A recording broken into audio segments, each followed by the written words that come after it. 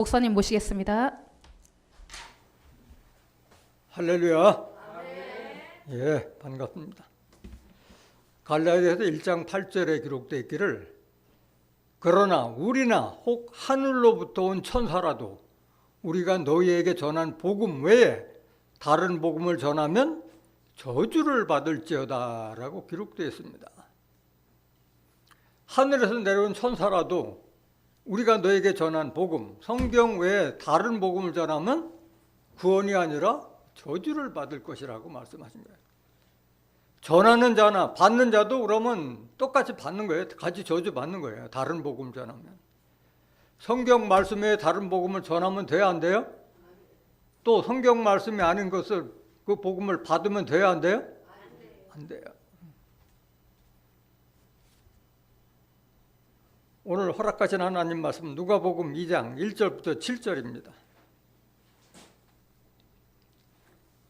이때에 가이사 아구수도가 영을 내려 천하로 다 호적하라 하였으니 이 호적은 구레뇨가 수리아 총독되었을 때에 첫 번 한 것이라. 모든 사람이 호적하러 각각 고향으로 돌아가매 요셉도 다윗의 집 족속인 고로 갈릴리 나사렛 동네에서 유대를 향하여 베들레헴이라 하는 다윗의 동네로 그 정혼한 마리아와 함께 호적하러 올라가니 마리아가 이미 잉태되었더라. 거기 있을 그때에 해산할 날이 차서 맏아들을 낳아 강보로 싸서 구유에 뉘었으니 이는 사관에 있을 곳이 없음이로라. 누가복음 2장 1절부터 7절까지 봉독해드렸습니다. 봉독해드린 말씀을 통해서 맏아들로 봄에 탄생하신 예수님이라는 제목으로 말씀을 증거하도록 하겠습니다. 맏아들로 봄에 탄생하신 예수님. 오늘 제가 증거하는 말씀은 저주받을 각오하고 증거드린 말씀이에요. 오늘은 크리스마스 이브날 성탄절야, 내일 12월 25일은 성탄절로 전 세계 기독교인들과 천주교인들이 믿고 있는 날입니다. 또 예수님을 사도신경에 기록된 대로 외아들로 알고 있는 전 세계 기독교 천주교인들 약 20억을 대상으로 한 메시지예요. 과연 제가 증거드리는 말씀이 유전과 전통을 따라서 증거되는 말씀인지 성경에 기록된 내용대로 말씀하신 걸 잘 듣고 구분해서 성경대로 신앙하는 자들 되시길 원합니다.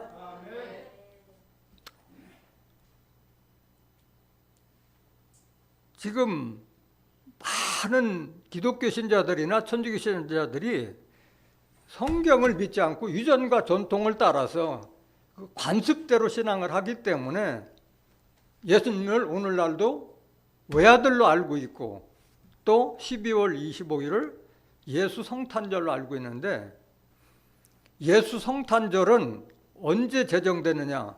여러분들이 그 네이버라든가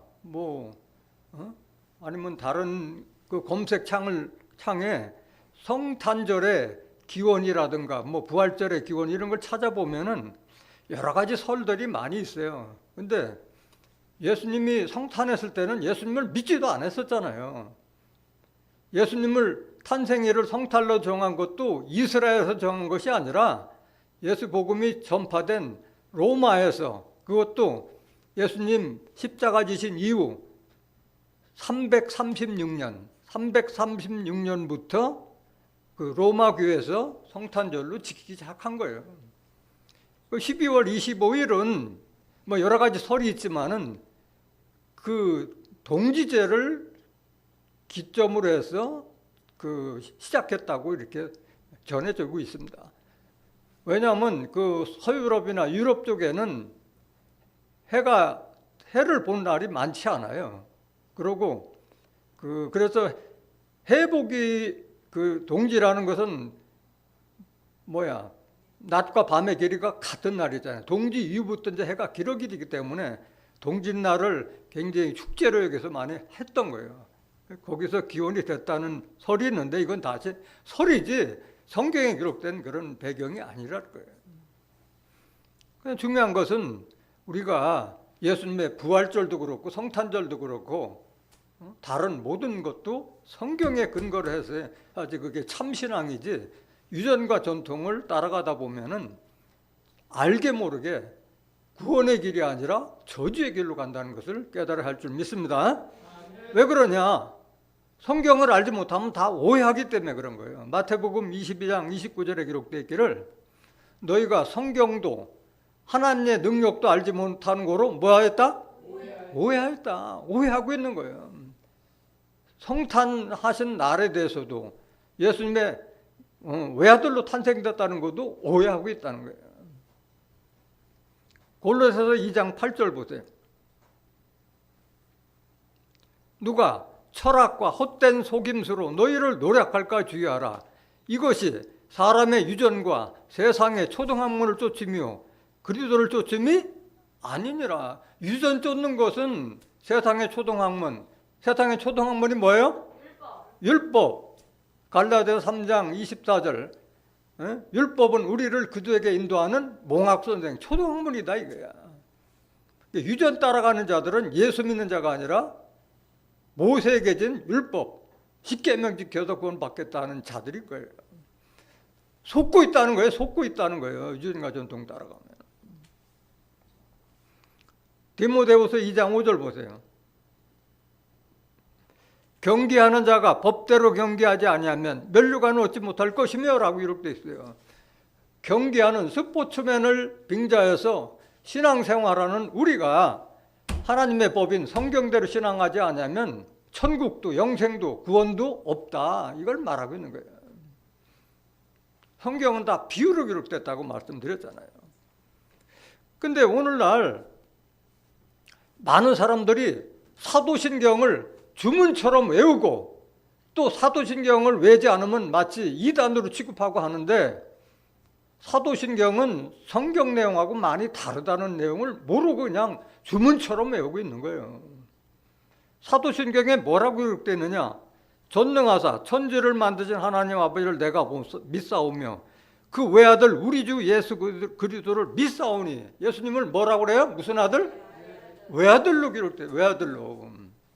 외아들이라는 것은 딸도 없고 그냥 딸랑 아들 하나만 외아들이고, 딸도 있는데 아들이 하나라면 그건 독자라고 하고, 많은 사람들이 독자하고 외아들하고 독자하고 독생자로 혼동하고 있는데, 독생자라고 하는 것은 요한복음 1장 18절에 하나님을 본 사람이 없는데 독생하신 하나님이 나타내셨나요? 그분이 예수님인 거예요. 독생이라는 것은 스스로 나셨다. 하나님을 누가 탄생하신 분이 없잖아요. 하나님께서 나타내신 분이 바로 예수입니다. 그래서 하나님은 독생자 놈자자를 쓰고 아들 예수는 독생자 아들 자자를 쓰는 거예요. 그거를 독자로 오인해서는 안 되는 거예요. 독생자하고 독생자는 엄연히 다른 거고 외아들하고 맏아들하고는 전혀 다른 거예요. 또 그 사도신경에 보좌에 앉으사 산자와 죽은 자를 심판하러 오시리라 그렇게 기록되는데, 그걸 그냥 다 의심 없이 계속 그걸 외우고 믿고 있는 거예요. 그렇게 예수님이 심판자로 오실 거로 다 믿고 있다는데 성경과 다르다. 그걸 보여드리겠습니다. 오늘 본문 누가복음 2장 7절 한번 먼저 보세요. 누가복음 2장 7절. 맏아들을 낳아 강보로 싸서 구유에 뉘었으니 이는 사관에 있을 것이 없음이로라. 예수님은 맏아들로 낳았어요? 외아들로 낳았어요? 맏아들로 낳았어요. 맏아들로. 맏아들이라는 것은 다른 아들들이 많은데 맞이로 태어났다는 거예요.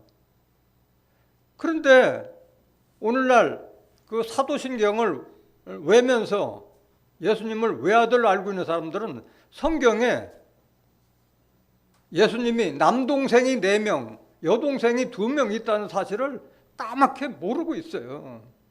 육신적으로도 맏아들이었지만은 영적으로도 맏아들로 오신 거예요. 마태복음 13장 55절 보세요. 이름까지도 정확하게 나왔어요. 이는 그 목수의 아들이 아니냐. 그 모친은 마리아. 예수님의 모친은 마리아잖아요.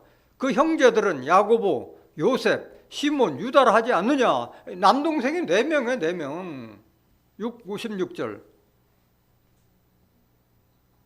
그 누이들은 다 우리와 함께 있지 아니하냐. 누이들이라는 것은, 누이는 손 아래 동생, 여동생을 누이라고 하잖아요. 들이기 때문에 복수예요. 최소한 2명 이상이기 때문에 누이들이라고 한 거예요. 이렇게 기록되어 있음에도 불구하고 그냥 사도신경을 주문처럼 외우는 사람들은 아직도 지금 이 순간까지도 예수님을 외아들로 알고 있다는 거예요. 맏아들로 낳는. 또 예수님을 심판자로 알고 있는데 예수님이 심판의 권세를 하나님에서 다 받았어요. 요한복음 5장 22절에 심판의 권세까지 다 받았지만은 예수님이 직접 나는 내 말을 듣지 않는 자를 심판하지 않겠다고 말씀하셨는데 그걸 모르고 있는 거예요. 예수님이 아닌 예수님의 말씀을 가진 자가 심판할 것이라는 것을 예수님이 증거하고 십자가 지신 거예요. 요한복음 12장 47절 보세요. 사람이 내 말을 듣고 지키지 아니할지라도 내가 저를 심판하지 아니하노라. 내가 온 것은 세상을 심판하려 함이 아니요 세상을 구원하려 함이로다. 예수님께서 하신 말씀이에요. 내 말을 믿지 않아도 난 심판하지 않겠다. 내가 온 것은 세상을 구원하기 온 것이지 내가 심판하러 온 것이 아니다. 그럼 누가 심판하느냐? 48절. 나를 저버리고 내 말을 받지 아니하는 자를 심판할 이가 있으니. 심판할 이가 따로 있다. 이게 심판할 이가. 내 말 안 듣고 나를 저버리는 자를 심판할 이가 있으니 곧 나의 한 그 말이 마지막 날에 저를 심판하래. 예수님의 말씀을 가진 대언의 사명자가 심판한다 말씀하신 거예요. 사도행전 17장 31절 보세요.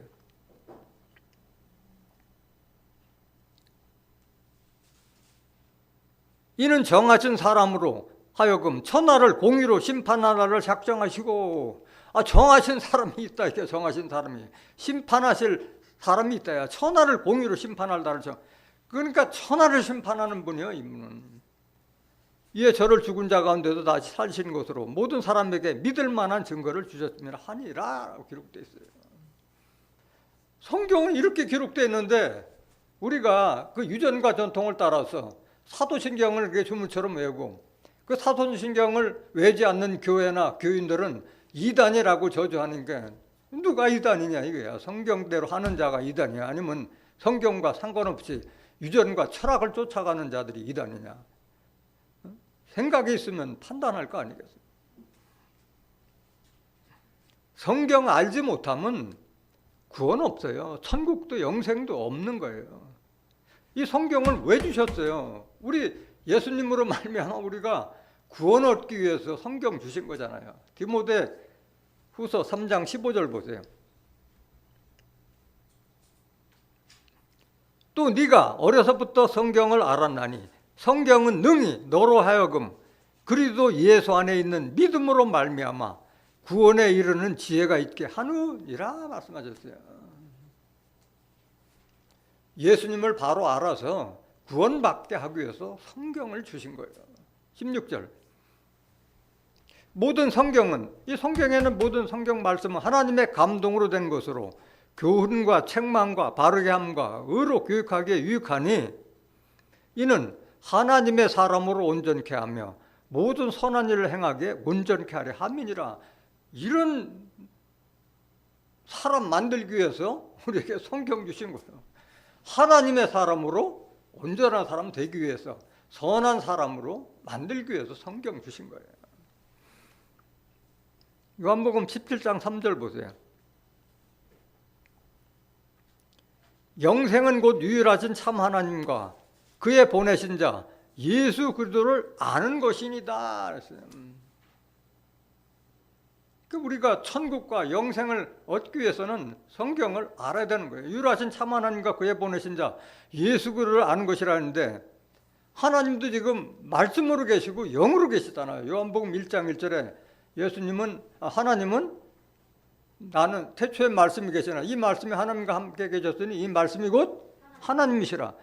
예수님은 하나님은 말씀으로 계시고 요한복음 4장 24절에 하나님은 영이시니 영이 바로 말씀이에요. 요한복음 6장 63절에 살리는 것은 영이요 육은 무익하니라. 내가 너에게 이른 말이 영이요 생명이라. 예수님이 하나님께 받아서 우리에게 전한 이 성경 말씀이 바로 영이자 그 말씀 속에 생명이 있다. 그 말씀하는 거예요. 그 하나님 알기 위해서는 뭘 알아야 돼요? 성경을 알아야 되는 거예요. 또 예수님도 마찬가지예요. 예수님도 지금 안 계시잖아요. 예수님이 하신 말씀만 남겨놓고 십자가 지고 보좌 우편에 지금 함께 계시잖아요. 예수님도 지금 뭘로 계세요? 고린도서 3장 17절에 주는 영이시니 주의 영이 계신 곳에는 자유 안 믿느니라. 하나님도 영으로 계시고 예수님도 영으로 계시기 때문에 영, 하나님의 말씀을 알지 못하면은 구원이 없는 거예요. 구원이 없는 거예요.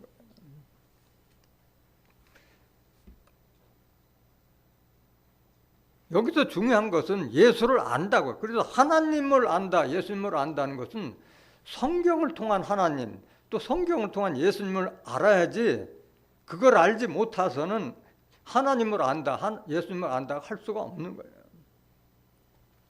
또 예수를 안다는 것은 오늘 제가 증거 드리려고 하는 이 성탄절에 관한 것뿐만이 아니라 예수님의 지신 십자가의 의미가 도대체 뭐고 또 부활은 어떻게 이루어졌으며 승천은 언제 어떻게 이루어지고 재림은 또 어떻게 될 것이냐, 그것을 어떤 유전적으로 지킨 그것이 아니라 성경을 통해서 깨달아야만이 그것이 참 믿음이 된다 말씀드리는 거예요.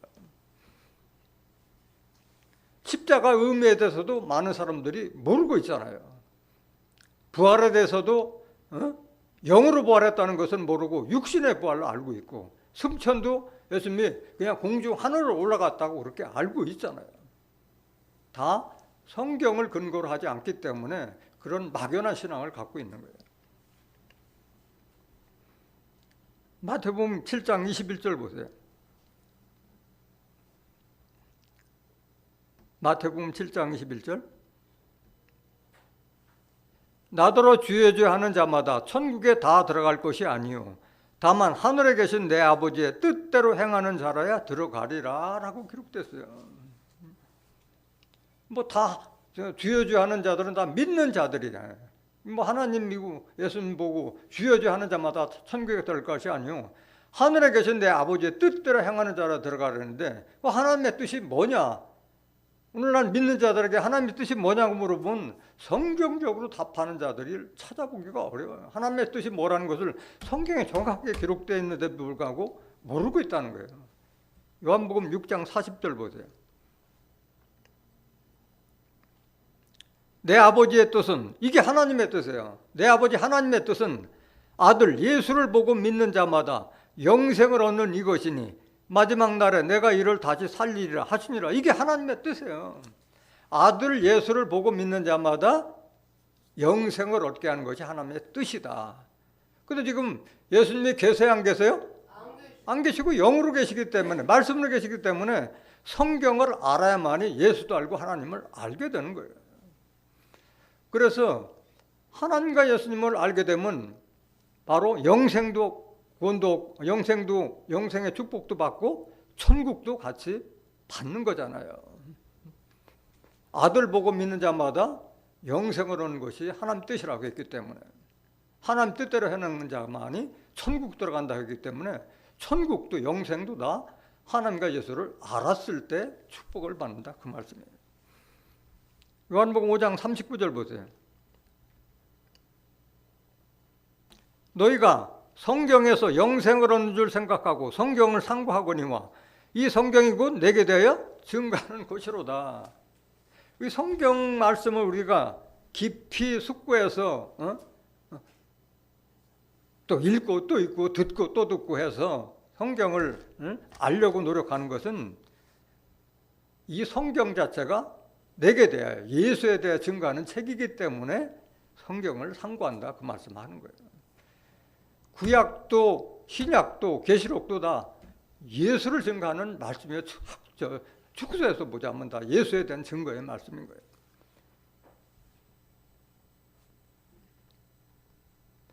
요한복음 14장 6절 보세요.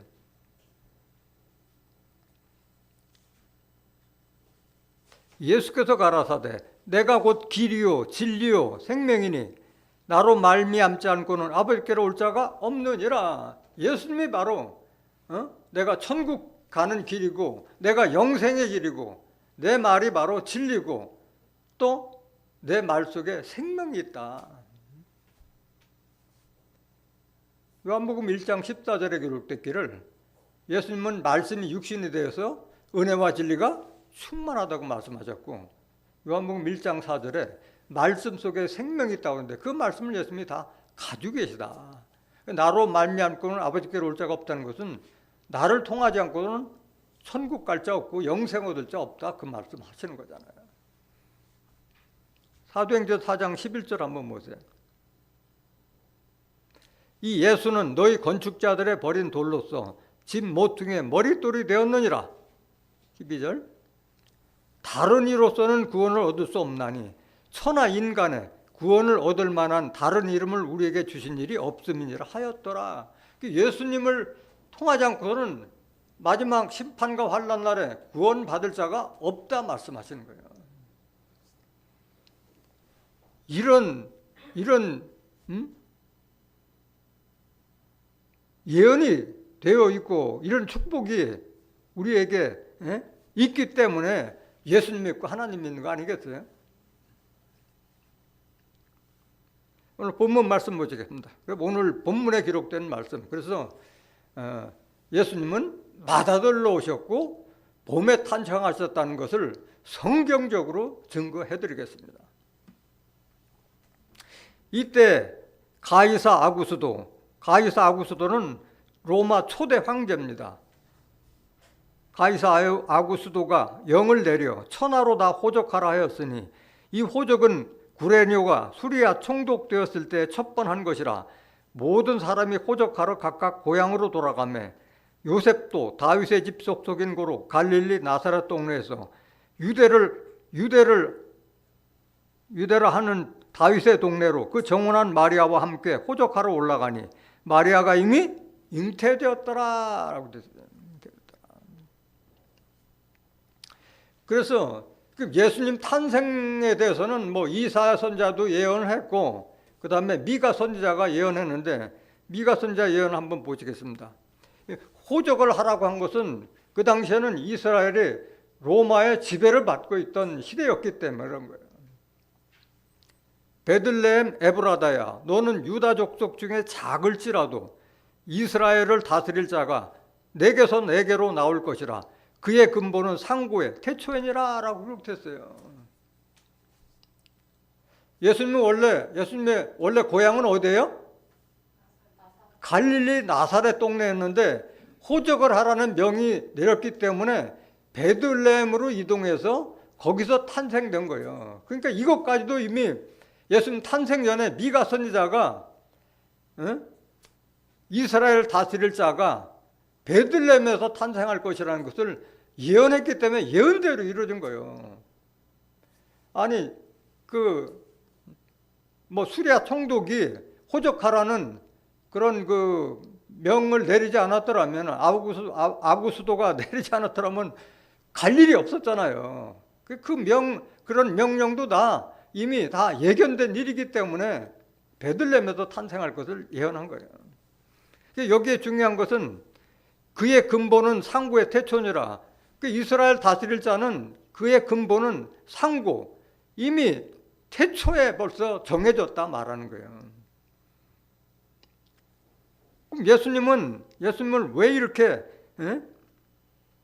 상고라고 태초이라고 했느냐? 하나님과 본체이기 때문에 그런 거예요. 하나님과 본체이기 때문에. 빌립보서 2장 6절에 기록되기를 그는 하나님의 본체라고 했어요. 본체라는 것은 하나님 속에서 나타내신 분이기 때문에 본체라고 말씀하신 거예요. 요한복음 1장 18절 보세요. 다시 한번. 예수님의 근원을 알아야 돼요. 본래 하나님을 본 사람이 없으되 아버지 품속에 있는 독생하신 하나님이 나타내셨느니라. 하나님 품속에 있다가 독생한 하나님이 나타내신 분이 예수님이에요. 그래서 태초에 상고라고 말씀하는 거예요. 태초부터 계신 분이다 말하는 거예요. 왜? 하나님과 본체라고 했기 때문에. 본체. 골로새서 1장 15절 한번 보세요. 그는 보이지 아니하시는 하나님의 형상이요 모든 창조물보다 먼저 나신 자니. 그러니까 예수님은 상고의 태초라고 말씀하는 거예요. 보이지 아니하시는 하나님의 형상이요 모든 창조물보다도 먼저 나신 자다. 16절. 만물이 그에게 창조되되 하늘과 땅에서 보이는 것들과 보이지 않는 것들과 혹은 보좌들이나 주관들이나 정사들이나 권세들이나 만물이 다 그로 말미암고 그를 위하여 창조되었고. 다 예수님을 위해서 창조됐다 말씀하시는 거예요. 17절. 또한 그가 만물보다 먼저 계시고 만물이 그 안에 함께 섰느니라. 이 태초에 천지 창조 이전부터 먼저 계셨다는 거예요. 이것은 이미 사도 바울이 이런 말씀을 기록하기 전에 예수님은 영의 세계에 영적으로 계셨다는 걸 욥이 증거하고 있는 거예요. 욥기서 38장 4절 보세요. 내가 땅의 기초를 놓을 때, 태초를 말하는 거예요. 땅의 기초를 놓을 때 네가 어디 있었느냐? 내가 깨달아 알았거든 말할지니라. 7절 보세요. 그때 새벽별들이 함께 노래하며 하나님의 아들들이 다 기쁘게 소리하였었느니라. 놀라운 사실 아니에요? 그때 태초에 새벽별들이 함께 노래하며 하나님의 아들들이 다 기쁘게 소리하는. 새벽별들이 그럼 다른 말로 뭐예요? 하나님의 아들들을 새벽별로 비한 거예요. 기쁘게 소리하느니라. 그래서 예수님은 탄생 이전에 영적으로 이미 태초의 상고에 하나님의 아들로 계셨던 분이라는 거예요. 결국은 예수님은 계시록 22장 16절 한번 보세요. 나 예수는 교회들을 위하여 내 사자를 보내어 이것들을 너에게 증거하게 하였노라. 나는 다윗의 뿌리요 자손이니 곧 광명한 뭐라? 새벽별. 예수님 다시는 새벽별이라 말씀하시는 거예요. 새벽별. 그래서 창세 이전에 태초 이전에 이미 영적으로 새벽별로 계셨던 분이 바로 예수입니다. 그 말씀하시는 거예요. 또 예수님이 탄생했을 때 많은 사람들이 오해하는 부분이 또 있어요. 예수님이 마치 성령의 씨가 마리아 뱃속에 들어가서 잉태했다고 이렇게 알고 있는데 그것도 오해라는 거예요. 오해. 예수님은 성령의 씨로 탄생된 것이 아니라 사람의 씨로 탄생됐다고 성경에 기록되어 있는데도 불구하고 하나님의 성령으로 인해서 잉태됐다 이렇게 오해하고 있는 거예요. 그 말씀 한번 먼저 확인해 보겠습니다. 마태복음 1장 18절 보세요. 예수 그리스도의 나심은 이러하니라. 그 모친 마리아가 요셉과 정혼하고 동거하기 전에 성령으로 잉태된 것이 나타났더니 이렇게 기록됐다 보니까 마치 성령이 들어가서 그냥 마리아 뱃속에서 예수님이 잉태되었다 하는데 성령으로라는 것은 어떤 행위나 동작이지 성령이 무슨 씨가 들어갔다는 그 말씀이 아닌 거예요. 예수님이 성령으로 잉태됐다면 뭐 예수님이 뭐할로 하나님으로부터 비둘기 같은 성령 받을 필요가 뭐가 있겠어요. 성령을 한량없이 주셨다고 그랬잖아요. 요한복음 3장 34절에도. 성령의 씨가 아니에요. 성령은 행위나 동작을 말하는 거예요. 씨가 아닌 거예요. 끝까지 한번 보세요. 19절. 그 남편 요셉은 의로운 사람이라 저를 드러내지 아니하고 가만히 끊고자 하여 이 일을 생각할 때에 그 요셉도 마찬가지예요. 나는 동심한 일이 없는데 어떻게 잉태됐냐 의심할 수밖에 없었던 거예요. 성령으로 됐기 때문에 그 의미를 모르는 거예요. 이 일을 생각할 때 주의 사자가 현명하여 가로되 다윗의 자손 요셉아 내 아내 마리아 데려오기를 무서워 말라. 저에게 잉태된 자는 성령으로 된 것이라. 이미 마리아를 네 아내라고 했어요. 아내. 저에게 잉태된 자는 성령으로 된 것이라. 이걸 보고 다 성령이 들어가서 잉태된 걸로 아는데 그 뜻이 아닌 거예요. 21절 보세요.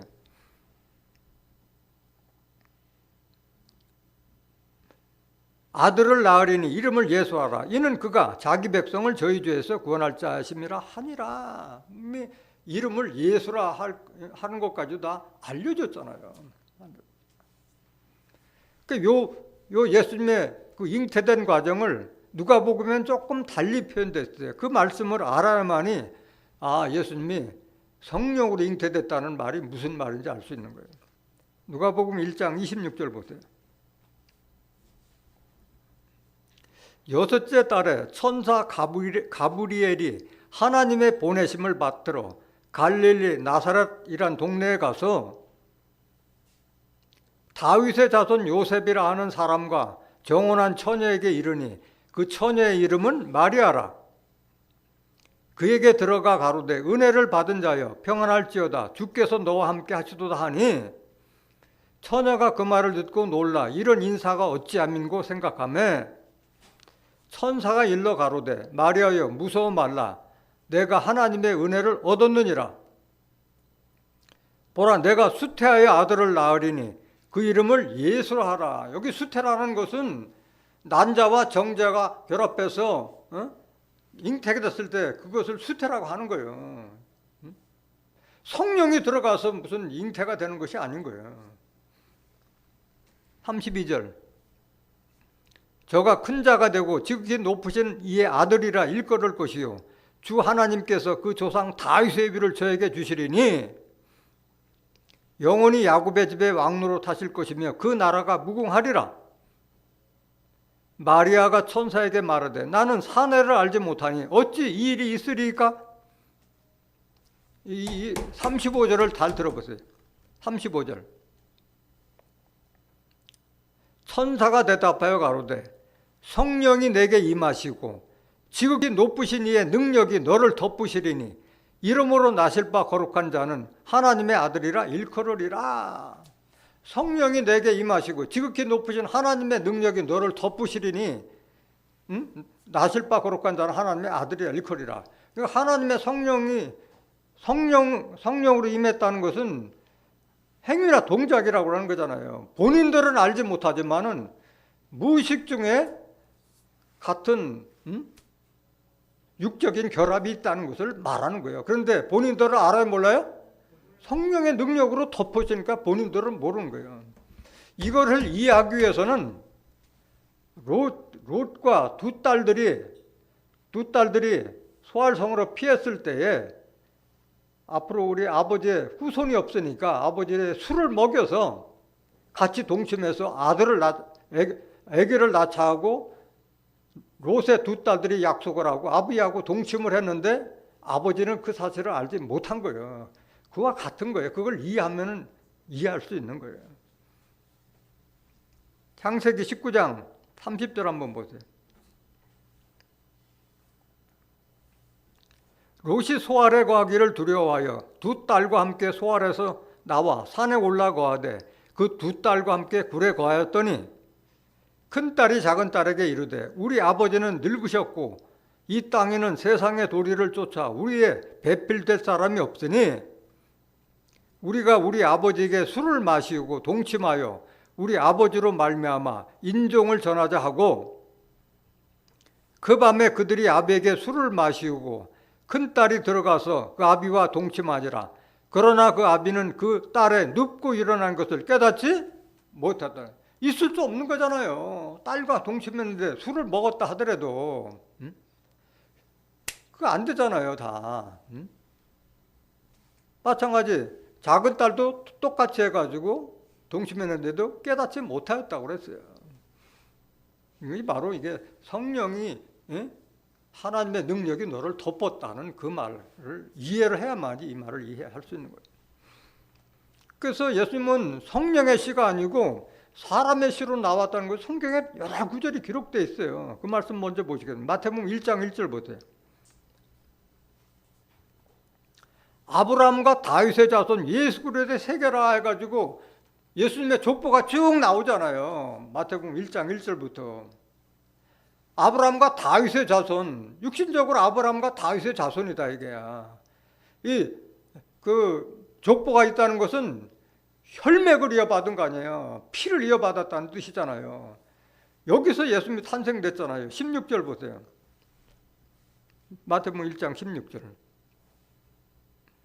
야곱은 마리아의 남편 요셉을 낳았으니 마리아에게서 그리스도라 칭하는 예수가 나시니라 말씀하셨습니다. 족보가 있었고 예수님은 요셉의 아들이라고 다 증거하고 있잖아요. 요한복음 1장 45절 보세요.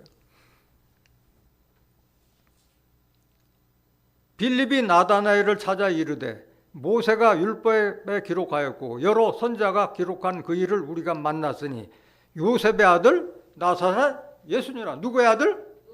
요셉의 아들이고 다윗의 후손이라고 했잖아요. 로마서 1장 3절 보세요. 사도 바울도 똑같은 걸 증거하고 있는 거예요. 이 아들로 말하면, 이 아들 예수로 말하면 육신으로는 다윗의 혈통에서 나셨고 다윗의 후손에 대한 혈통으로는 육신적으로는 다윗의 혈통에서 나셨고 4절 성결의 영으로는 죽은 가운데서 부활하여 능력으로 하나님의 아들로 인정되셨으니 곧 우리 주 예수 그리스도시니라. 예수님 그 당시에 내가 하나님 아들이라고 했는데 인정했어요? 안 했어요? 안 했잖아요. 다 부인했잖아요. 부활하시고 성결의 영으로 부활하셔서 하나님의 아들로 인정받기 시작한 거예요. 결정적인 말씀 사도행전 13장 23절. 하나님이 약속하신 대로 이 사람의 씨에서, 누구의 씨? 사람의 씨, 요셉의 씨에서 이스라엘을 위하여 구주를 세우시니 곧 예수라 말씀하셨어요. 이거 외에도 디모데후서 2장 8절에도 다윗의 자손이라고 했고 사도 바울이 내가 그 형제들에게 저주를 받을지라도 나는 이걸 반드시 증거하겠다 해서 예수는 이스라엘 족속에서 탄생됐다고 로마서 9장 1절부터 5절에 그렇게 고백하고 있는 거예요. 성령의 씨가 아니라 사람의 씨, 요셉의 씨로 났다. 다만 하나님의 능력이 그들을 덮어서 둘이 동침한 사실을 모르고 있었을 뿐인 거예요. 뭐 그건 중요한 사실이 아니고 중요한 것은 오늘 제가 증거하는 것은 예수님이 맏아들로 탄생됐고 탄생일이 12월 25일이 아니고 봄에 탄생하셨다는 것을 증거하기 위해서 이 말씀 증거드리는 거예요. 덤으로 드리는 말씀이에요. 본문 말씀 누가복음 2장 6절 한번 보세요.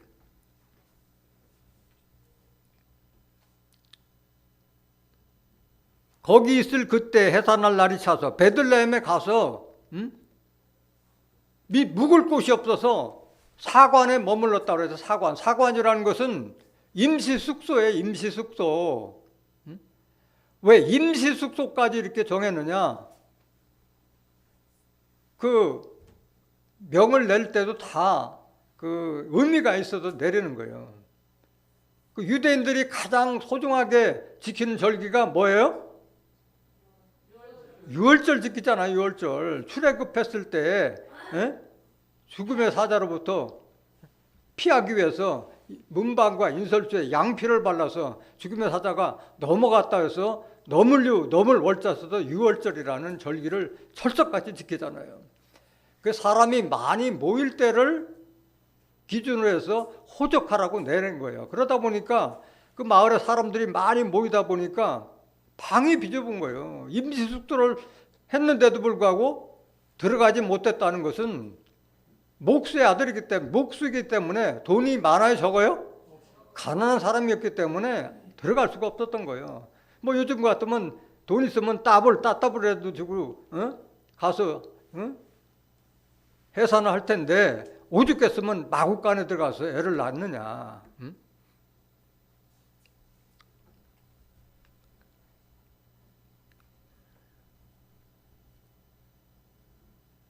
마태복음 13장 55절 다시 한번 보세요. 그래서 맏아들을 낳았다고 그러죠. 맏아들을.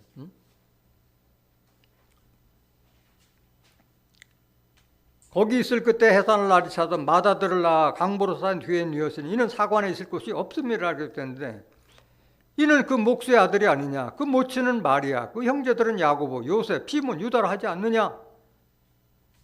그 누이들은 다 우리와 함께 있지 않냐? 그런즉 이 사람이 모든 것이 어디서 났느냐 하고 정확하게 성경에는 예수님의 남동생이 4명, 여동생이 최소한 2 이상이라는 것을 기록해 놨잖아요. 이렇게 기록됐는데도 불구하고 사도신경을 주문처럼 외우면서 사도신경을 외지 않는 교인이나 교회들을 이단으로 정죄하면 되겠느냐고. 언어 도단이지 이건. 그러면 육신적으로만 마다들로 오셨냐? 영적으로도 마다들로 오시는 거예요. 다시 오실 때도 마다들로 오세요. 그래서 아들들, 영적인 아들들이 많이 탄생하게 돼 있는 거예요. 히브리서 1장 5절 보세요. 하나님께서 어느 때 천사 중 누구에게 네가 내 아들이라 오늘날 내가 너를 낳았다 하셨으며 또다시 나는 그에게 아버지가 되고 그는 내게 아들이 되리라 하셨느냐? 천사들에게는 아무에게도 아들이라고 하지 않았다. 많은 천사들이 있었지만은 6절 또 마다들을 이끌어 세상에 다시 들어오게 하실 때에 하나님의 모든 천사가 저에게 경배할지어다 말씀하시며 지금 보좌 우편에 계신 예수님께서 세상에 다시 들어온다는 것은 재림을 말하는 거예요. 재림 때 뭘로 와요? 마다들로 오셔요. 마다들로. 그 마다들로 오려면 아들들이 많아야 돼요? 적어야 돼요? 많아야 돼요. 많아야 되기 때문에 아들 되는 길을 다 열어놓잖아요. 로마서 8장 14절 보세요. 무릇 하나님의 영으로 인도함을 받는 그들은 곧 하나님의 아들이라. 하나님의 영, 하나님의 말씀으로 인도함을 받는 그들은 곧 하나님의 아들이라. 이걸 명심해야 돼요. 오늘날 하나님의 아들이라 하면은 예수님밖에 없어, 믿는 자들이. 우리가 하나님의 아들이 된다는 것을 모르고 있다는 거예요. 하나님의 말씀으로 인도함을 받는 그들은 곧 하나님의 아들이라. 15절 너희는 다시 무서워하는 종의 영을 받지 아니하였고 양자의 영을 받았으므로 아바 아버지라 부르짖느니라. 종들은 하나님을 무서워해요. 왜? 아버지가 아니라 주인님으로 믿고 있으니까 그래요. 그 종의 영을 받은 자들은 다 아들이라고 하지 않고 오늘날 하나님과 예수 믿으면서 다 종이라고 하고 있잖아요. 뭔 영을 못 받아서 그래요? 양자영, 아들의 영을 받지 못했기 때문에 종이라고 하는 거예요. 양자영, 하나님의 말씀을 받았다면 육신의 아버지, 영적인 아버지이기 때문에 아버지라 부르짖느니라 말씀하신 거예요. 16절 성령이 친히 우리 영으로 더불어 우리가 하나님의 자녀인 것을 증거하시나니 성령을 받은 자만이 내가 하나님의 아들이 됐다는 것을 인식할 수가 있는 거예요. 성령을 아직 못 받았기 때문에 종이라고 하는 거예요. 성령하면 그냥 무조건 기억나는 것이 예수님이 하나님께 받았던 비둘기 같은 성령, 또 마가의 다락방에서 받은 불 같은 성령만 알았지 예수님의 대언자로 오신 진리의 성령을 알지 못했기 때문에 그런 거예요. 요한복음 16장 12절부터 15절에 기록된 진리의 영에 대해서 알지 못했기 때문에 종이라고 하고 있는 거예요. 17절 자녀이면 또한 후사 곧 하나님의 후사요 그리도 함께한 후사니 우리가 그와 함께 영광을 받기 위하여 고난도 함께 받아야 될 것이니라. 우리가 하나님의 자녀이고 아들이고 딸이라면은 하나님의 후사고 그리도 함께한 하나님의 후사다 이게. 영광 받기 위해서는 고난도 함께 받아야 될 것이나 누가 2단이 3단이니 뭐 하더라도 개의치 않는다 말하는 거예요. 왜? 하나님의 말씀이고 성경 말씀이기 때문에 그런 거예요. 저주를 받을 각오를 하고 이 말씀 증거하고 있는 거예요.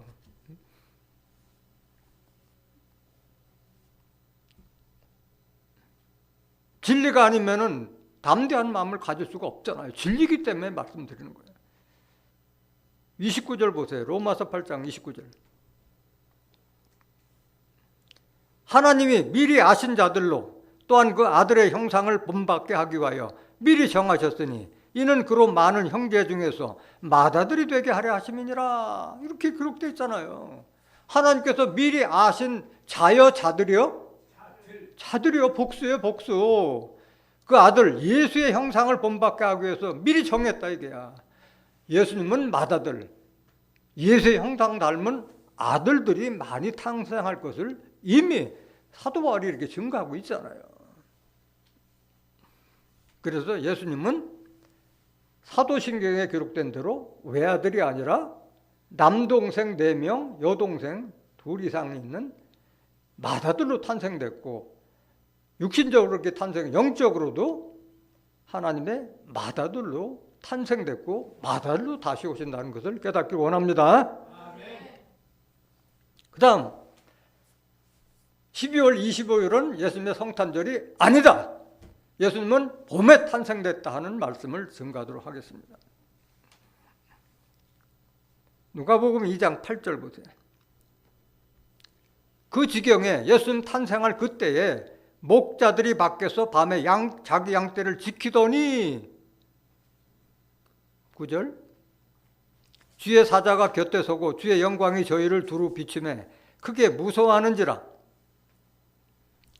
천사가 이르되 무서워 말라. 보라, 내가 온 백성에게 미칠 큰 기쁨의 좋은 소식을 너에게 전하노라. 오늘날 다윗의 종래에 너희를 위하여 구주가 나셨으니 곧 그리도 주시니라. 이렇게 기록되어 있어요. 8절 다시 한번 보시겠습니다. 누가복음 2장 8절. 그 예수님이 탄생할 그 지경에 목자들이 밖에서 밤에 양떼를 지키더니 이렇게 기록되어 있는데, 예수님이 12월 25일 겨울에 탄생되지 않았다는 것을 반증할 것이 바로 여기에 기록되어 있는 거예요.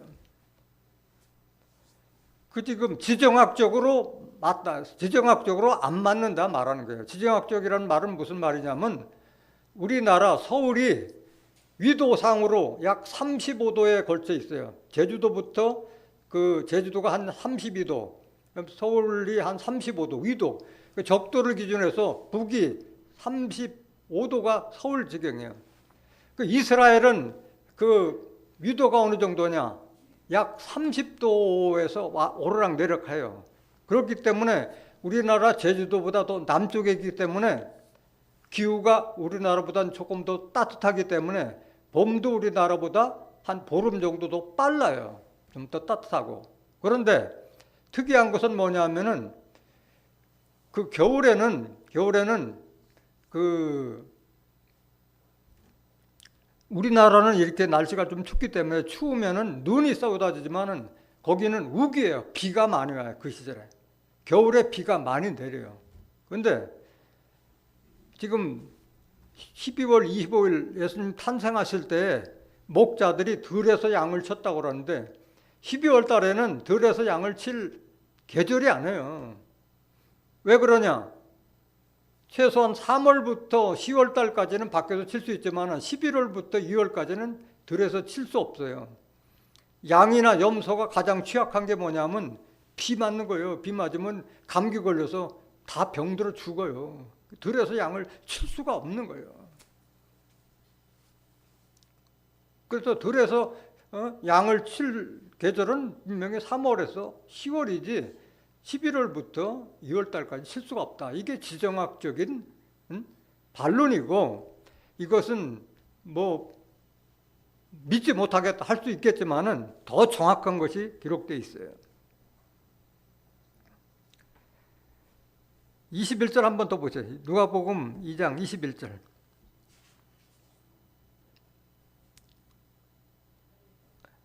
할례할 8일이 되매 그 이름을 예수라 하니 곧 수태하기 전에 천사의 일컬은 바로라. 이스라엘 족속은 남자가 태어나면 8일 만에 반드시 양피를 베어야 돼요. 할례. 22절. 모세의 법대로 결례의 날이 참에 아기를 데리고 예루살렘에 올라가니, 또 결례의 날이 있어요. 근데 이스라엘 족속이 철저히 지키는 결례의 날이 있는데, 요거 이따 성경적으로 다시 한번 증거드리겠습니다. 결례가 뭔지. 23절.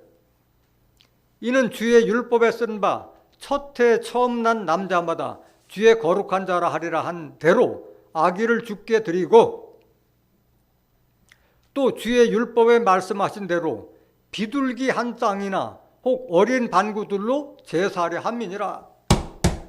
여기에 바로 예수님의 탄생이 겨울이 아니고 봄이다라는 증거가 바로 누가복음 2장 24절에 기록되어 있는 거예요.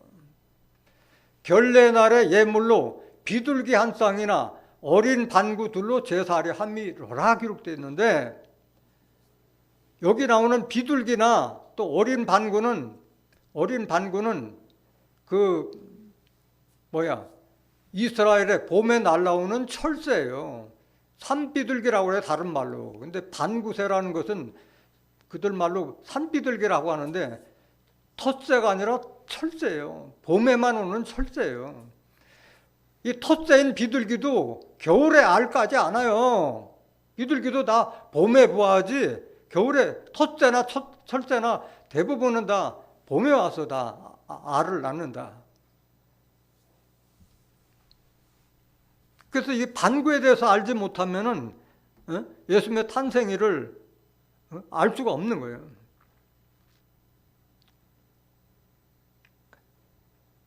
레위기 12장 1절 보세요. 결례에 대해서 말씀드리겠습니다. 여호와께서 모세에게 일러 가라사대 이스라엘 자손에게 고하여 이르라. 여인이 잉태하여 남자를 낳으면 그는 7일 동안 부정하리니 곧 경도할 때와 같이 부정할 것이며 제8일에는 그 아이의 양피를 벨 것이요. 이게 율법이에요. 이스라엘 족속들은 다 남자를 낳으면 8일 만에 할례를 하게 돼 있어요. 4절. 그 여인은 오히려 33일을 지나야 사녀리 깨끗하리니 정결케 되는 기한이 차기 전에는 성물을 만지지도 말며 성소에 들어가지도 말 것이며, 그래서 아기를 낳은 여인은 33일, 특히 남자를 낳은 여자는 33일을 지나지 않고서는 성전에 들어갈 수가 없었어요.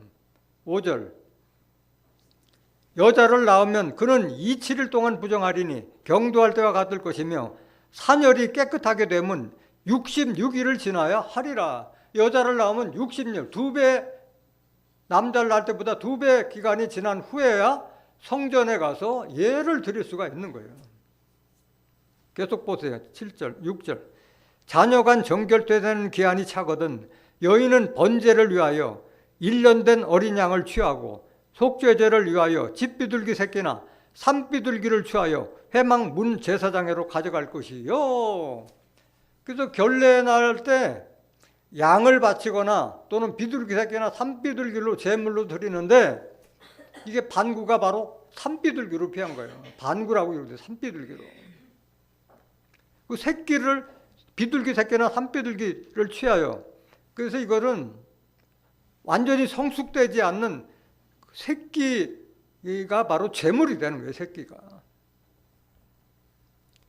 그런데 중요한 것은 그럼 이 반구새가 언제 이스라엘로 날라오냐, 그걸 알아야 될 거 아니겠어요.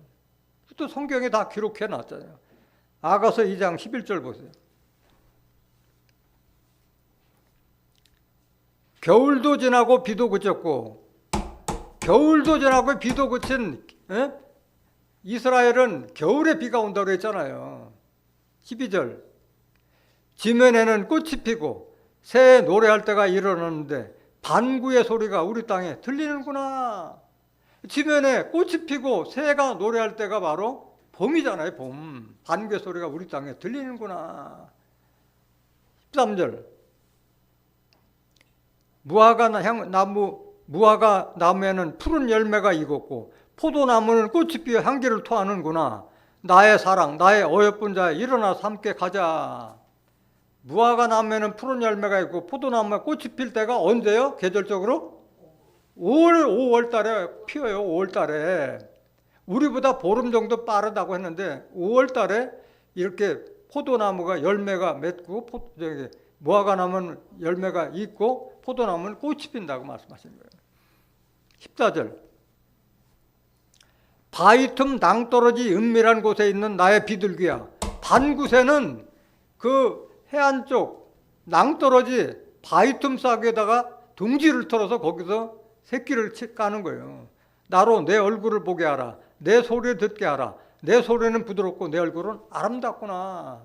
그래서 반구세는 봄, 꽃 피는 봄에 이스라엘로 날아오는 철새다. 그래서 예수 탄생 후 33일이 지나서 결례할 때 반구새끼를 제물로 드렸다고 했기 때문에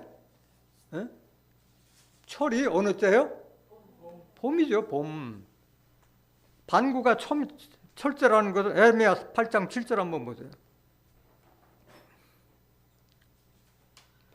공중의 학은 그 정한 시기를 알고 반구와 제비와 두루미는 그 올 때를 지키거늘 내 백성은 여호와의 규례를 알지 못하도다 하셨다 하라.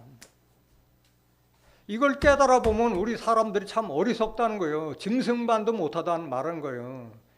학이나 반구와 제비 두르면 다 철새잖아요. 올 때 갈 때 지키는데 내 백성은 지금 현재 예수님이 겨울에 탄생한지 봄에 탄생했는지 매아들로 탄생했는지 맏아들로 탄생된지도 모르고 지금 믿고 있는 거잖아요. 얼마만큼 지금 어리석은 믿음이냐 그걸 말하고 있는 거예요. 그러면 예수님의 탄생에 하신 정확한 날은 모르지만은 봄철에 탄생된 걸 알 수 있는 거예요. 여러분들이 닭을 키워보면 며칠 만에 부화해요?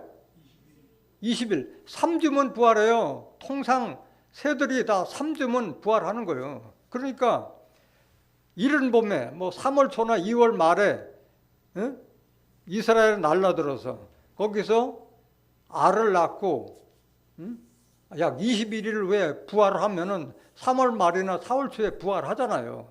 그 새끼가 자라서 소리도 내고 또 제물로 바치기 위해서는 한 어느 정도 키워야 돼? 40일을 키워야 돼. 여러분들 닭을 키우는 양계장에서 병아리를 첫 출하시기가 부화 40일 후에 출하시키는 거예요. 닭 어린 양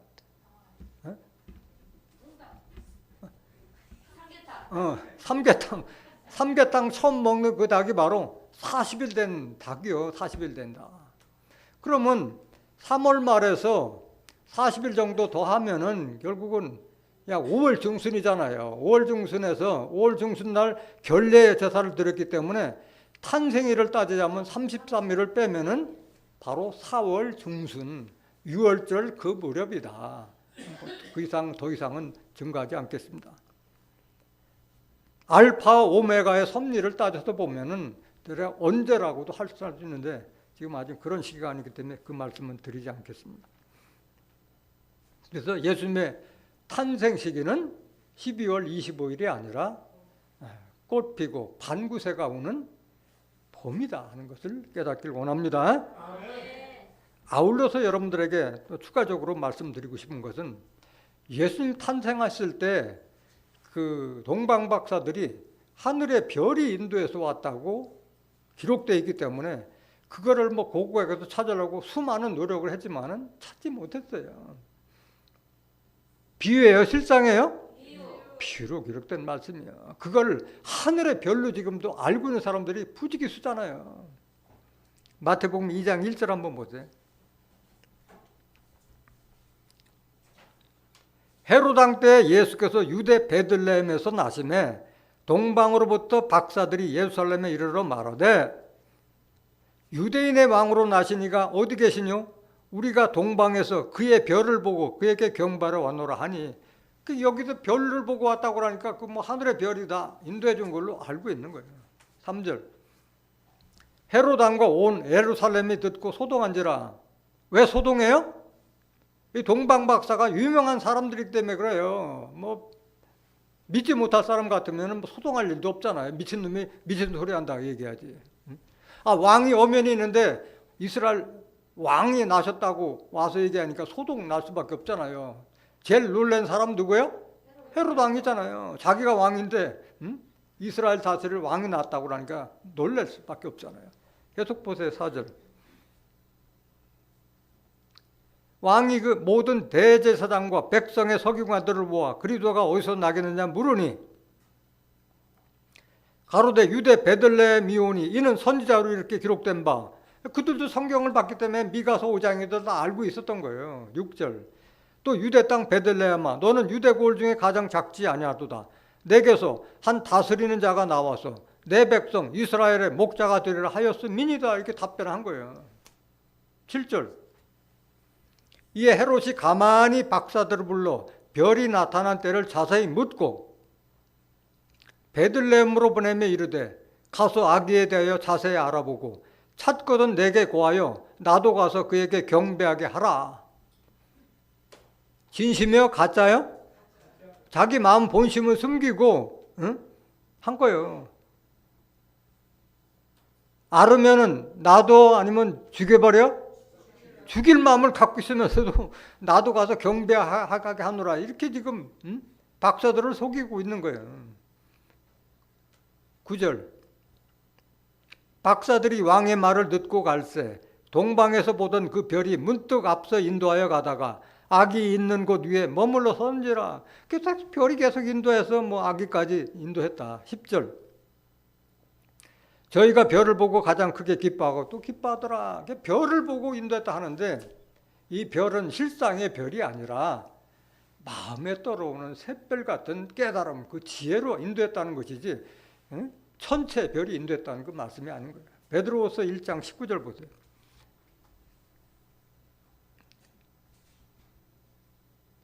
또 우리에게 더 확실한 예언이 있어. 어두운 데 비치는 등불과 같으니 날이 새어 샛별이 너희 마음에 떠오르기까지 너희가 이것을 주의하는 것이 가하니라. 마음에 문득 떠오르는 그런 샛별이 인도해 준 것이지 천체 별이 인도했던 것이 아니다 하는 것을 깨닫기 원합니다. 또 동방박사가 예수님에게 그 예물을 드린 황금과 유황과 모략을 경배 예물로 드렸다고 그러는데 그거를 오늘날 많은 신학자들이 뭐라고 증거하고 있느냐. 황금은 뭐 변질되지 않는 믿음, 유황은 경배의 마음, 모략은 우리 죄를 위해 죽음을 담당하실 분을 상징하는 등 뭐 여러 가지 설로 기록되어 있는데 그것은 그 예수님과 그 모친 마리아가 어떠한 상황에 처했지 모르는 사람들이 그런 말을 하는 거예요. 성경을 제대로 알았더라면 그런 말을 할 수가 없는 거예요. 성경에 그렇게 그들이 증거하는 대로 기록된 것은 단 한 구절도 없어요. 황금은 다, 금은 다 하나님의 말씀을 위해 한 것이지 무슨 뭐 변질되지 않는 믿음 이런 걸 말하는 것이 아니에요. 이건 뭐냐? 지금 현재 헤롯 왕은 이스라엘 다스릴 자가 나타난 왕이 나타나는 걸 알면은 죽이려고 하는 거기 때문에 헤롯 왕을 피해서 애굽으로 피신할 도피자금으로 쓰였던 것이지 다른 용도가 아니었던 거예요. 이 사실을 알면은 그 부인하지 못할 거예요. 마태복음 2장 11절 보세요. 집에 들어가 아기와 그 모친 마리아에 함께 있는 것을 보고 엎드려 아기께 경배하고 보배합을 열어 황금과 유황과 모략을 예물로 드리니라. 황금과 유황과 모략은 다 귀중한 거잖아요. 다 바로 현금화를 쓰는 거예요. 유황이라는 것은 그 향시가 나는 나무에서 채취하는 향기고 모략은 시체가 부패하지 않도록 미라 같은 거 만들 때 쓰는 것이 바로 모략이에요. 비싼 양이에요. 비싼 양. 바로 돈과 같은 가치가 있는 걸 말하고 있는 거예요. 12절. 꿈에 헤롯에게로 돌아가지 말라. 지시하심을 받아 다른 길로 고국에 돌아가니라. 이미 다 꿈에 다 알려주신 거예요. 헤롯에게 가면은 이 아기가 죽게 되니까 다른 길로 돌아서 고국에 돌아가라 말씀 알려준 거예요. 13절. 저희가 떠난 후에 주의 사자가 요셉에게 현명하여 가로되 헤롯이 아기를 찾아 죽이려 하니 일어나 아기와 그의 모친을 데리고 애굽으로 피하여 내가 내게 이르기까지 거기 있으라 하시니. 이 사실을 알면은 황금과 유황의 모략을 다른 걸로 이렇게 자기 멋대로 해석해서 증가하면 안 된다 말은 거예요. 지금 죽음이 눈앞에 와 있는데 아니 애기 낳을 곳이 없어가지고 사관도 못 돌아가지고 마구간에서 난 그 부모가 어떻게 애굽까지 그 먼 길을 가냐고. 사막길을 가려면 낙타도 있어야 되고 먹고 마실 것도 있어야 되고 숙소도 있어야 되는데 그런 걸 생각을 못하고 이렇게 자기 멋대로 이렇게 해석해서 증거하면 안 된다 말하는 거예요. 14절. 요셉이 일어나서 밤에 아기와 그의 모친을 데리고 애굽으로 떠나가 헤롯이 죽기까지 거기 있었으니 이는 주께서 선지자로 말씀하신 바 애굽에서 내 아들을 불렀다함을 이루려 하심이니라. 이 상황을 보면은 황금과 유학과 모략을 왜 드렸는가 그걸 알 수 있는 줄 믿습니다. 오늘 예수님은 외아들이 아니고 맏아들로 탄생되셨고 또 탄생일도 겨울 12월 25일이 아닌 봄에 탄생했다고 이 증거드리는 것은 이것뿐만이 아니라 우리가 예수님의 십자가 지신 의미나 부활의 섭리나 승천과 재림의 섭리도 성경에 기록된 말씀을 듣고 깨달아서 그 믿음을 행하고 지킬 때 바로 천국과 영생도 축복을 받게 될 수 있는 줄 믿습니다. 이 말씀을 깨달은 여러분들 모두가 성경을 근거로 해서 하나님과 예수님을 제대로 알아서 천국과 영생의 축복을 받는 존귀한 하나님의 자녀들이 되시기를 예수 그리스도 이름으로 간절히 축원합니다. 말씀하시겠습니다.